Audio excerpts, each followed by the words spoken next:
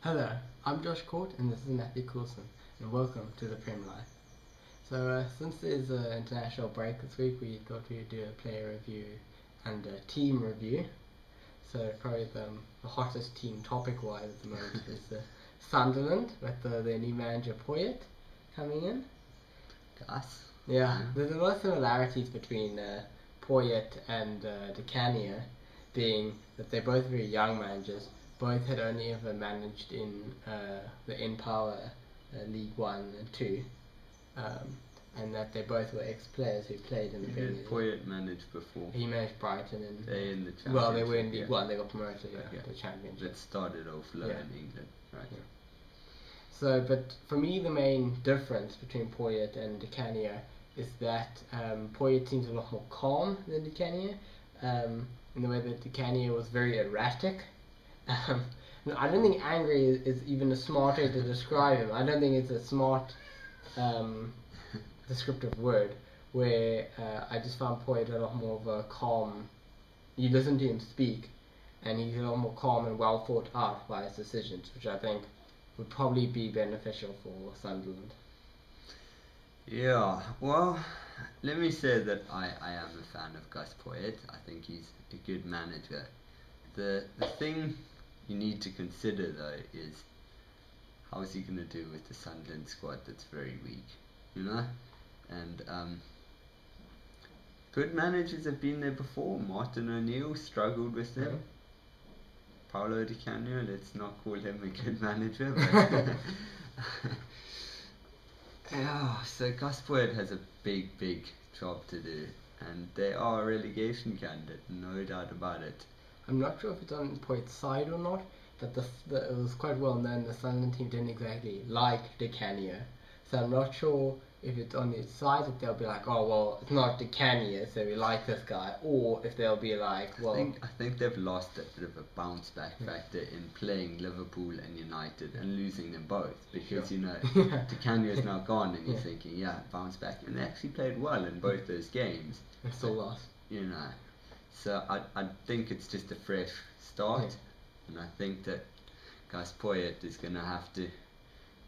I can't see what he can do to keep them up, to be honest, because you can set them out to be quite defensive, but they're always going to concede a goal, and then you wonder where the goal is going to come from. And you can set them out to be attacking, but then they're just going to leak like anything. And to try and implement a whole new style now. Yeah, and then, like at the start, you've no pre-season, but still at the start of the season, you are going to struggle, and it's so for me. If I was them, I would have hired someone with experience, someone with, you know, the ability to drag a team out and just wring them out and know exactly how to just make it and stay in the Premier League, you know, instead of someone going, well, I've got to try and do something, but I don't really know what works in the Premier League, and trying to fluke it a bit. So also, Di Canio, which makes it harder for Poyet now, side 13, aka a new starting 11 plus subs, and now Poyet, you know, for the team, they don't know the team. They pretty much have a whole new team. Half the old team, you know, half this new team, half of them are just haven't even seen them play yet, because some of the 13 aren't even like good enough for the Premier League, so they haven't even played. It's bizarre, you know. And now Poyet has to try and manage the situation, because they didn't sell that many players, but they signed 13, so you know, that's kind of a problem for Poyet as well to deal with. Well, you look back and you say, you know, why didn't they just have some patience in Martin O'Neill? You know, he's a good manager. You're not going to get better than him at your club, and they went, no, we're just going to go for an instant impact. Paolo Di Canio, and then your team's in ruins now. I mean, now they relying on Gus Poyet to be some sort of miracle, which, you know, there's no miracles. Not in the Premier League. You don't just get a manager who's a level above, you know, I mean, coming straight into a club. But also, without the experience, you know, it's close to impossible, unless he was the next Jose Mourinho, if you like. You know, it's pretty much impossible for him to just rock up in the Premier League and do something special. So any chance for you of Sunderland staying up? Yes, there's always a chance in the Premier League for someone staying up. And I would like to point out that not that they should be betting their hopes on this happening, and therefore this is how they're going to stay up. But I don't know if you remember a few seasons back when Wolves were relegated. they were dead last, and they went and they beat United. So I'm not saying at all that now Sunderland go, yeah, well, we can beat United, Chelsea. They didn't. They didn't, exactly. But what they can keep in mind is that anyone can beat anyone on any day in the Premier League. So they shouldn't be going to give it, oh, well, we can beat them. So But I think there's a chance. It's going to need some luck. So some yes or no? Yes, they can stay up, definitely. Yes, they can stay up, or yes, they will stay up?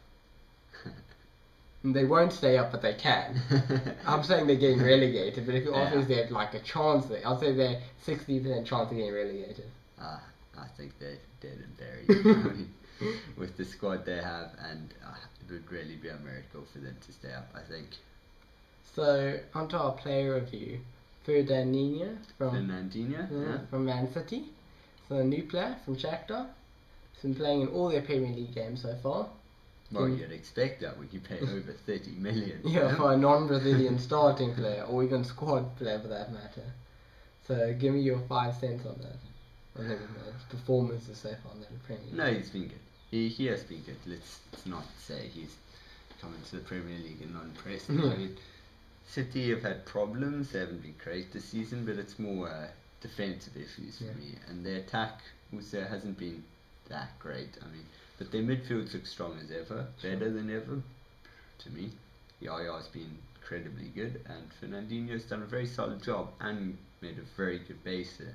So I think he's what they wanted, and I think they're getting what they expected. To pay 30 million for him is 34. ludicrous. I mean, it's just mind-boggling. But at least they have got what they wanted out of him, and I think some people go, what on earth did they spend 34 million for then on a player who's not going to create maybe a couple, but he's not really a deep line playmaker. He reminds me of Carrick for United and Lucas for Liverpool, and the reason why is because often, Carrick over the last 12 months got more recognition, but before 12 months ago, and Lucas his whole career, and now for me Ferdaninho, they don't get the recognition for the amount of work that they do for the team, the amount of interceptions, tackles, pass success rate that they actually have, all three of those players. No one goes, Lucas is actually a fantastic interceptor of the ball, whatever. No one even knows that because they don't realise, they just think, oh, goals and assists. There's tons of Liverpool fans thinking Lucas is Liverpool's problem. Yeah, exactly. And a lot of Man United fans often tell me that if we got rid of Carrick and put in someone like Anderson, or I'm not so much these days, but when Nick Powell wasn't on loan, they said him coming in, then all sorts of players instead of Carrick.